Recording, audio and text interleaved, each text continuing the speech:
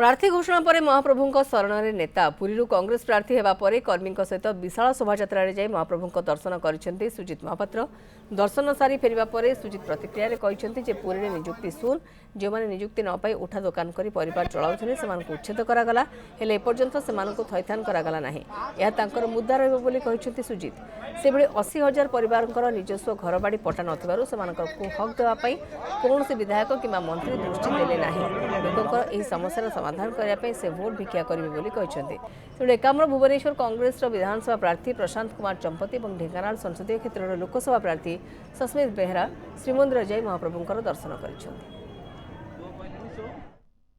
महाप्रभु जगन्नाथ का आशीर्वाद निगला जो मुद्दा गुड़िक आम कहले यहाँ गोटे पुरी गोटे जोग क्षेत्र या भोग क्षेत्र में परिणत कर सारे आम जदि हबू आम सामंत चंद्रशेखर को महाविद्यालय को विश्वविद्यालय करूँ सबू को पुरीवासी अतिष्ठ हो गले आम पुरीवासी स्वर नहीं लड़ू दिन भी से लड़ू लोक मानकर समस्या बहुत परिवेश एनवायरनमेंट समस्या अच्छी रास्ता घाटर समस्या अच्छी स्वास्थ्य समस्या अच्छी तेणु यही सब मुद्दा को लेकर लोकंर आशीर्वाद भिक्षा करने जीवु आज कालियार आशीर्वाद नापी आसीचु महाप्रभु समस्त मंगल करंतु। कांग्रेस परिवार सब लोक सहित रही काम कर जाथे 140 कोटी लोक हूँ कि 4.5 कोटी लोक हूँ सब कांग्रेस रही लोक सहित एवं समय बलवान समय साथ देव आम जय लाभ करूँ।